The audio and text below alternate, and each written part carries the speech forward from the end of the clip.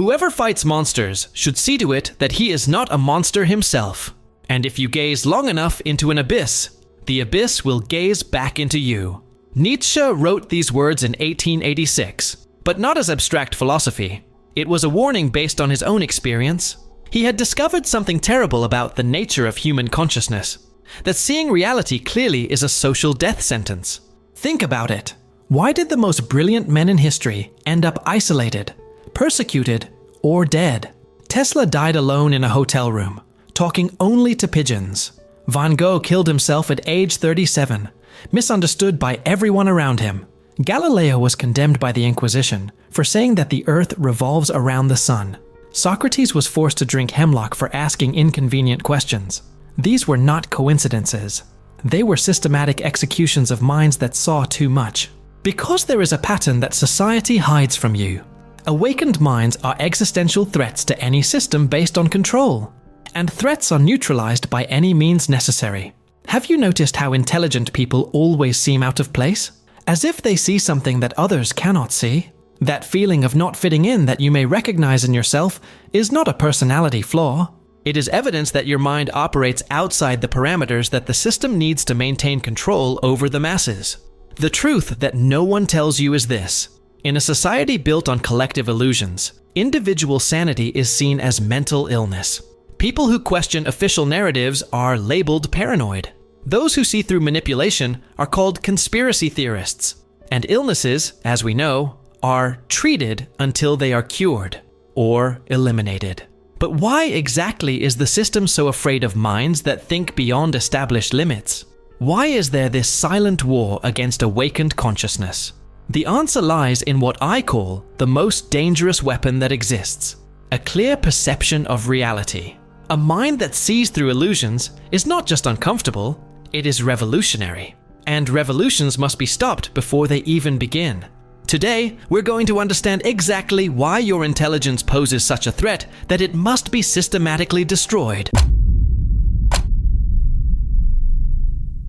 In 1953, mathematician Alan Turing was found dead at the age of 41. Official cause: suicide by poisoning. Real cause: he knew too much and questioned too much. The man who had cracked the Enigma code and saved millions of lives in World War II was systematically destroyed because his mind worked in a way that threatened the social structures of the time. Turing did not die because he was gay. He died because he possessed something far more dangerous. A mind capable of seeing through patterns that society preferred to keep invisible. He didn't just break German codes during the war. He broke social codes, questioned established truths, saw beyond the facades built to keep people blind. And that made him a marked man, marked for elimination. Because there has been a silent war going on for centuries. On one side, minds that question, analyze, and see through collective illusions. On the other, a social system that depends on these illusions to survive and maintain control. And in this ancient war, only one can win. Awakened consciousness acts like a highly contagious cognitive virus. A single person who sees through the lie can infect hundreds of others, creating waves of awakening that threaten the entire power structure. That is why the system's response is always the same: isolation, persecution, and elimination. Not necessarily physical, but psychological, social, economic. Look at Edward Snowden. A man with privileged access to information that revealed the true extent of government surveillance of ordinary citizens. His technical intelligence combined with ethical insight led him to expose truths that the system would rather keep buried forever. The result? Perpetual exile. Turned into an international pariah, his former life completely destroyed. The system did not kill him physically. It just annihilated his social existence and turned him into a living warning to others who dare to follow the same path. Or consider the case of Julian Assange. A brilliant mind dedicated to exposing secrets that world governments wanted to bury in eternal secrecy. Years of psychological imprisonment, international judicial persecution, deliberate isolation in an embassy. Not because he was a common criminal, but because he possessed the most dangerous combination possible. Enough intelligence to understand complex systems of power and the moral courage to expose their fundamental contradictions. Have you noticed the pattern emerging? It is not just eccentric geniuses who suffer persecution. It is specifically those who use their intelligence to question established authorities, expose institutional hypocrisies, and reveal socially inconvenient truths. The system has no problem with intelligence that obediently serves its purposes. The problem arises when it turns against the very foundations of control. Modern neuroscience reveals something fascinating and disturbing. Highly intelligent brains process information in fundamentally different ways. They make cognitive connections that others cannot, see complex patterns where others see only random noise, and automatically question assumptions that others accept without reflection. In other words, they function as natural detectors of social lies and collective manipulation. And lie detectors are mortal enemies of entire systems based on structural lies. That is why society has developed sophisticated mechanisms to neutralize these dangerous minds before they can cause damage to the status quo. First, through mass education that rewards blind conformity over independent critical thinking. Then, through professional structures that channel intelligence exclusively for controlled and profitable purposes.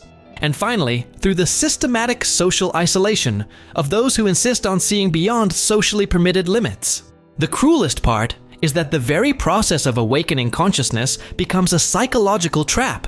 The more you see of reality, the more socially isolated you become. The more you understand about manipulation, the less you can relate to those who live in comfortable unconsciousness. Your own intelligence becomes an existential prison that the system did not need to build directly. You built it yourself, brick by brick, painful insight by painful insight.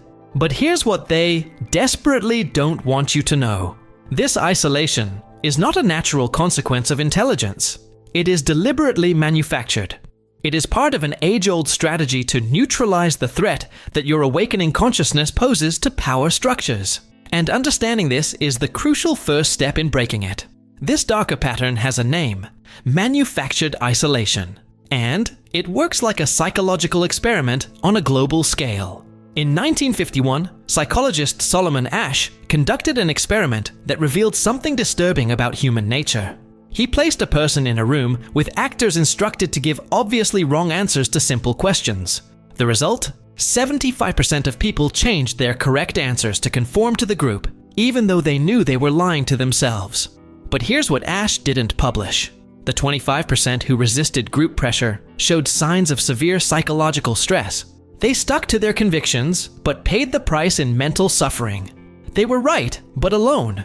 And loneliness, neurologically speaking, is torture. Because loneliness isn't just a feeling. It's a biological survival response that evolved to keep us connected to the group. When the brain detects social exclusion, it activates the same neural regions responsible for physical pain. Literally, social rejection hurts as much as a punch in the stomach. Now imagine that you are one of the people who naturally sees through collective lies. Your mind cannot accept obviously false answers, even when everyone around you accepts them. You automatically become part of the resistant 25%. And automatically, you also become the target of systematic isolation. This isolation is not accidental. It is by design. Think about how it works in practice. You make a perceptive observation about contradictions in government policy. People around you start to feel uncomfortable. They change the subject. They label you a pessimist or a conspiracy theorist. Gradually, they stop including you in conversations. You learn to keep quiet to maintain relationships. But this only increases your sense of alienation. Or you question corporate narratives about purpose and social impact when you see that the company is only interested in profit. Colleagues start avoiding you. You are labeled not aligned with the culture. Your promotions stop coming. Your ideas are ignored. You become a professional ghost. The system doesn't need to attack you directly. It just needs to ensure that unconscious people feel threatened by your awareness and naturally exclude you. It's outsourcing social control. Nikola Tesla perfectly exemplifies this dynamic. His mind was centuries ahead of his contemporaries. He envisioned technologies that others considered impossible. The result? The more brilliant his discoveries, the more socially isolated he became. In the last years of his life, his only company was pigeons in the park. One of humanity's greatest geniuses, reduced to talking to birds because no human could understand his mental reality. But here's what disturbs me even more. Tesla was not an exception. He was the rule. Van Gogh sold only one painting in his lifetime and died believing he was an artistic failure. Kafka asked that all his manuscripts be burned after his death. Emily Dickinson lived as a recluse and published only 7 poems in her lifetime. All of them had minds that operated on a different frequency from the rest of humanity, and they all paid the price in absolute loneliness. Neuroscientist Stephanie Cacioppo discovered that chronic isolation literally alters brain structure. Lonely brains develop a negativity bias. They begin to interpret neutral interactions as threatening. They enter a permanent state of hypervigilance. They lose the ability to relax socially. In other words, systematic isolation neurologically reprograms the victim to become even more socially maladjusted. It is a self-reinforcing system of exclusion. And highly intelligent people are especially vulnerable because they already process more social information than others. They pick up on micro-expressions, contradictions between words and body language, implicit power dynamics. They see layers of social interaction that others don't even realize exist. But this social hypersensitivity, when combined with manufactured isolation, becomes a curse. Not only are you alone, you are hyper-aware of how alone you are. You analyze every interaction for signs of rejection. You anticipate exclusion before it even happens. Your own brain becomes complicit in the system that isolates you. That's why so many highly intelligent people develop what psychologists call social masking strategies. They learn to hide their true cognitive nature to avoid rejection. They pretend to be less perceptive than they are. They silence disturbing insights. They perform normality as an act of survival. But masking comes at a brutal psychological price. Creating a false social personality while your real mind remains isolated creates a specific type of depersonalization. You become an actor, playing a diminished version of yourself, while you watch your true essence wither away in isolation. It's a particularly cruel form of self-betrayal, and the system knows it. Because here is the darkest truth about the isolation of awakened minds. It is not a side effect of awakening. It is a deliberate tool of social control. Society has learned that it does not need to physically eliminate dangerous thinkers. It is enough to make thinking such an isolating experience that most people give up voluntarily. But what if isolation is only the first stage of something even more sinister? What if there is an even more efficient method of neutralizing awakened minds than simply isolating them? This method has a name: induced cognitive overload. And it is even more efficient than isolation, because it turns the victim's own intelligence against them. Here's how it works. First, bombard an alert mind with too much information to process. Second, present this information in a fragmented and contradictory manner. Third, add emotional urgency that prevents calm processing. The result? Paralysis by overanalysis. This is exactly what is happening right now. Think about the amount of information your mind has to process every day. 24-hour news coverage of global crises. Contradictory data on the economy, health, politics, expert opinions that completely contradict each other, social emergencies that demand immediate positions on complex issues. For a mind that naturally tries to understand before judging, this is cognitive torture. Because highly intelligent brains have a fatal flaw. They cannot accept simplified answers to complex problems. They need to map out all the variables, consider multiple perspectives, anticipate unintended consequences. It's a neural compulsion, not a conscious choice. And the modern system exploits this compulsion. Vincent van Gogh painted compulsively, sometimes multiple canvases a day. Not out of artistic inspiration, but because his mind couldn't stop processing the visual and emotional stimuli around him. Every landscape, every face, every play of light demanded artistic translation. The result? Creative genius accompanied by permanent mental exhaustion. Van Gogh died not from mental illness, but from perceptual overload that the social system of the time offered no filter to process. Now multiply that by 1,000. The digital age bombards sensitive minds with stimuli that Van Gogh never imagined. Your brain, evolved to process information from a small village, tries to analyze the complexities of global civilization in real time. It's a perfect recipe for neurological collapse. John Nash, the brilliant mathematician portrayed in A Beautiful Mind, developed schizophrenia not despite his intelligence, but because of it. His mind made connections between mathematical patterns so quickly that he lost the ability to distinguish between real insights and hallucinations caused by overload. Nash regained functionality only when he learned to deliberately ignore some of the connections his mind made. He literally had to turn off aspects of his genius to function socially again. This is the cruel paradox that awakened minds face. To survive psychologically, they must become less conscious. And the modern social system makes this choice inevitable by multiplying sources of cognitive overload. Consider how the media operates. It presents complex problems in simple headline form. It offers binary solutions to multidimensional issues. It demands immediate emotional reactions to situations that require deep reflection. For minds that see nuances, this creates permanent cognitive dissonance. You know that the problem is more complex than the headline suggests, but you don't have the time or space to process that complexity properly. The result? A permanent state of cognitive anxiety, a feeling of always falling behind, always understanding less than you should, always carrying the weight of unresolved issues. This is exactly how the system wants you to feel, because cognitively overloaded minds become politically harmless. They spend all their energy trying to process contradictory information instead of forming coherent analyses that could challenge the status quo. Chomsky called this consensus manufacturing through informational chaos. Not direct control of thought, but overloading the cognitive system until it paralyzes. And it works especially well with intelligent people because they are unable to ignore inconsistencies that others naturally filter out.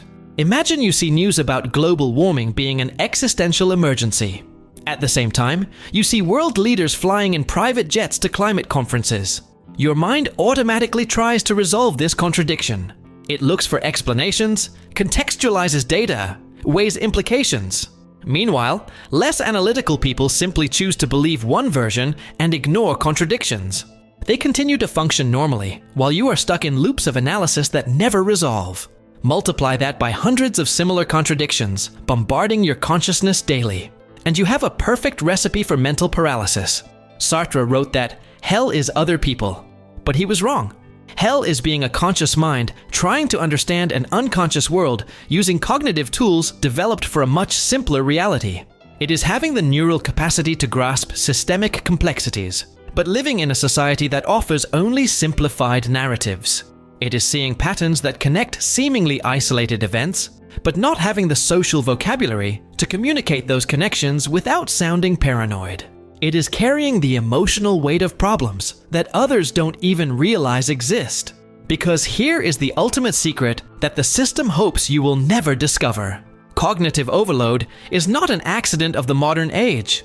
It is a deliberate design to neutralize minds that, if they functioned with clarity, could see through the entire architecture of control. But what if there were a way to break this cycle? To transform this apparent curse into something completely different? That way exists. And it comes from a discovery that the system fears most. That the same consciousness that isolates and overwhelms you can become your greatest evolutionary weapon. Beethoven lost his hearing at the age of 30. For a composer, it should have been a creative death sentence. Instead, he composed his most revolutionary works in absolute silence. The Ninth Symphony, the String Quartet Opus C, 131, the Hammerklavier Sonata, all created when he couldn't hear a single note. How is this possible? Because Beethoven discovered something that changed everything. When you stop trying to adapt to the world and start creating your own world, the curse becomes a superpower. Your different mind is not a flaw to be corrected. It is evolution to be embraced. Tesla couldn't relate to people, so he created a relationship with electricity. Einstein was considered slow in school, so he developed a completely new way of thinking about reality. Marie Curie was rejected by the male-dominated academy, so she founded an entirely new science. They all stopped trying to fit their consciousness into existing social molds and began to shape reality according to their unique perceptions. This is what the system fears most. That you will discover that your social inadequacy is not a weakness, but a sign that you belong to another stage of evolution. Because here is the ultimate truth that no one tells you. Today's society is not the destiny of humanity. It is just a phase. And minds that feel out of place in it are not behind. They are ahead. Think about it this way. If you were transported to feudal society 1,000 years ago, Your ideas about human rights, science, and individual freedom would make you seem completely insane to people of that time. You would be a heretic, a revolutionary, a threat to the established order. But you wouldn't be wrong. You would just be living in the wrong time. That's exactly what's happening now. Your awakened consciousness, which seems ill-suited to current social structures, is premature adaptation to social structures that don't yet exist but inevitably will. You are an evolutionary prototype living among outdated versions of humanity. And prototypes always seem flawed until the rest of the species catches up to their level of development. That's why Van Gogh never sold his paintings in his lifetime, but today they are worth hundreds of millions. That's why Kafka asked for his books to be burned, but today he is considered one of the greatest writers in history. That's why Tesla died poor and forgotten. But today we know that he anticipated technologies that we are only now beginning to understand. They weren't misunderstood geniuses. They were representatives of the future living in the past. And you may be in the same situation. But here's the crucial difference. Unlike them, you have access to knowledge about how this dynamic works. You can stop torturing yourself trying to adapt and start using your different consciousness as it was designed to be used, as a tool for creating future realities. Every insight that isolates you socially is a map of unexplored territory. Every contradiction you see is an opportunity to create a new synthesis. Every system your mind questions is an invitation to design a better system. Your inadequacy is not punishment. It is an evolutionary call. And when you embrace this, something extraordinary happens. Loneliness turns into creative solitude. Cognitive overload becomes a source of innovation. Conflict with social consensus becomes revolutionary courage. You stop trying to be accepted by the current world and start creating a world where you naturally belong. This does not mean total isolation or rejection of humanity. It means recognizing that your evolutionary function is to be a bridge between what humanity is and what it can become. It is a heavy responsibility, but also an extraordinary privilege. Because in a world of blind people, having eyes is not a disability. It is revolution. And revolutions always begin with a single mind that refuses to accept that things have to be the way they have always been. A mind that sees possibilities where others see only impossibilities. A mind like yours. The system has taught you that thinking kills. But the truth is exactly the opposite. Stopping thinking is what kills. Accepting limitations imposed by others is what kills. Giving up on using your full consciousness for fear of loneliness is what kills. Your awakened mind is not a curse disguised as a blessing. It is a blessing disguised as a curse. And the moment you understand that, everything changes. You stop trying to survive your intelligence and start living through it. You stop apologizing for seeing more and start using that vision to create more. You stop carrying the weight of the world and start using that weight as fuel to transform the world. Your social maladjustment reveals itself for what it really is: early adaptation to the future of humanity. And the future needs you exactly as you are. If you've made it this far, you've already taken a step beyond most people. You're subscribed to the channel, you watch the videos, you reflect on every idea. Now the question is, how far do you want to take this? If you want to take the next step and truly apply this knowledge to your life, the White Rabbit Codes is ready for you. The link is in the pinned comment. Remember, success is a decision. The choice is yours. Count on me and follow the White Rabbit.